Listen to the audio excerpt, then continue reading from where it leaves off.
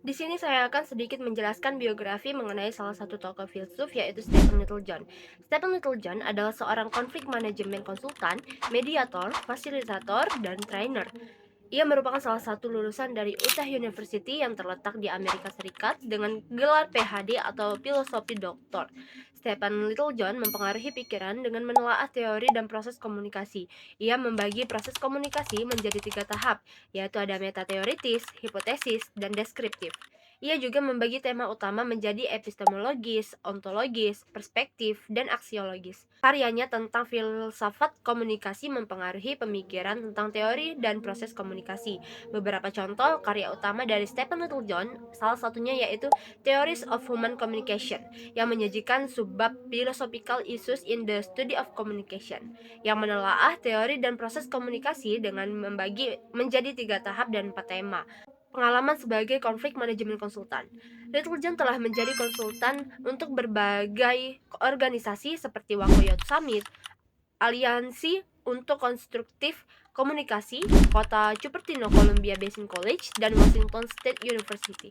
Pengalaman sebagai mediator, Littlejohn telah menjadi mediator aktif selama 8 tahun dan telah melakukan penelitian tentang mediasi dan manajemen konflik selama 19 tahun.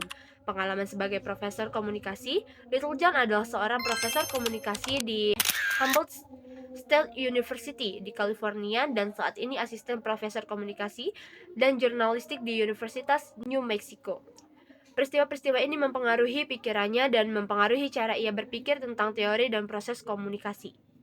Selanjutnya ada beberapa ide-ide utama yang dikemukakan oleh Stephen Littlejohn meliputi perspektif 7 tradisi dalam teori komunikasi.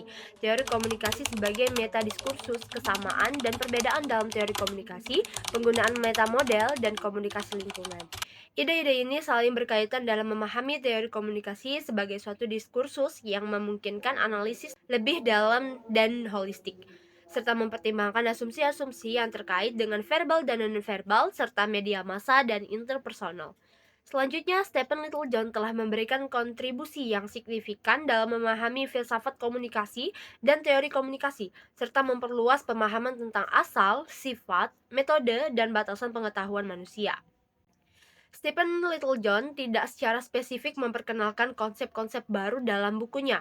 Namun, sebagai seorang ahli teori komunikasi, ia telah menulis beberapa buku yang berfokus pada teori komunikasi, termasuk Theories of Human Communication yang telah diterbitkan dalam beberapa edisi. Buku Theories of Human Communication yang diterbitkan dalam edisi yang ke-11 misalnya, menawarkan penjelasan tentang berbagai teori komunikasi yang relevan dan up-to-date. Dalam buku ini, Littlejohn dan Voss memperkenalkan berbagai konsep dan teori yang membantu memahami aspek-aspek komunikasi manusia, seperti teori-teori tentang perilaku, budaya, dan teknologi.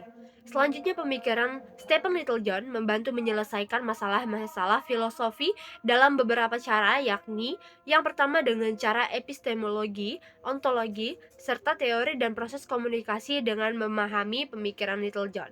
Maka penelitian dan praktisi komunikasi dapat lebih baik memahami bagaimana mereka dapat mengembangkan teori dan prinsip yang lebih efektif dalam menyelesaikan masalah filosofi dalam komunikasi.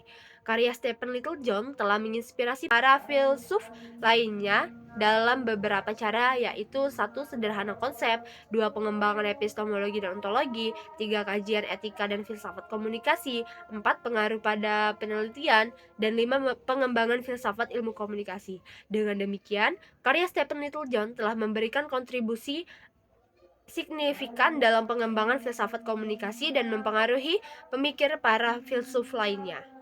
Stephen Littlejohn kerap sekali mendapatkan kritik terhadap pemikirannya seperti pendekatannya terlalu idealis, kurang memperhitungkan faktor kekuasaan dalam komunikasi, dan terlalu berfokus pada solusi-solusi yang bersifat konstruktif tanpa mempertimbangkan konflik yang inheren dalam komunikasi. Dalam menanggapi kritik-kritik tersebut, Littlejohn telah mengembangkan dan menyesuaikan kerangka kerjanya, seringkali dengan memperluas cakupan pemikirannya untuk lebih mempertimbangkan faktor-faktor yang dianggap terlalu minim dalam pendekatan sebelumnya. Dia juga mungkin menjelaskan atau membela pendekatannya melalui publikasi ilmiah, diskusi akademis, atau presentasi konferensi. Stephen Littlejohn juga memiliki beberapa kelemahan dan keterbatasan terhadap pemikirannya, seperti keterbatasan kontekstual, sederhana atau terlalu kompleks, tidak termasuk perspektif lain, ketergantungan pada paradigma tertentu, dan ketidaklengkapan konsep-konsep. Namun pemikirannya dapat diperkuat atau diperbaiki dengan beberapa cara, yaitu konsistensi dengan teori komunikasi, keterkaitan dengan paradigma kritis dan konstruktivis, keterkaitan dengan epistemologi, keterkaitan dengan ontologi, keterkaitan dengan aksiologi, keterkaitan dengan logika, dan keterkaitan dengan metafisika.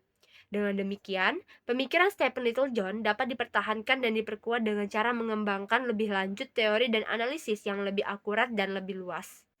Kita dapat menerapkan pemikiran Littlejohn dalam kehidupan sehari-hari, salah satunya dengan cara pentingnya memahami perspektif orang lain. Dengan memahami sudut pandang orang lain, kita dapat memperluas pemahaman, membangun hubungan yang lebih baik, dan menghindari konflik yang tidak perlu. Ini bisa diterapkan dalam interaksi sehari-hari dengan mendengarkan secara aktif, bertanya pertanyaan yang membantu memahami sudut pandang orang lain, dan bersikap empati. Tentunya, dari pemikiran Littlejohn ini ada beberapa pelajaran yang dapat kita pelajari, seperti pentingnya komunikasi, pentingnya memahami perspektif orang lain, kesadaran akan proses komunikasi, resolusi konflik, serta empati dan penerimaan.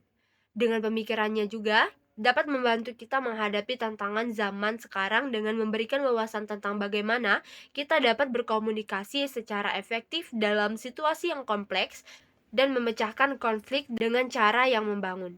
Metode dan strateginya dapat membantu memperbaiki dialog antar individu, organisasi, dan bahkan antar bangsa.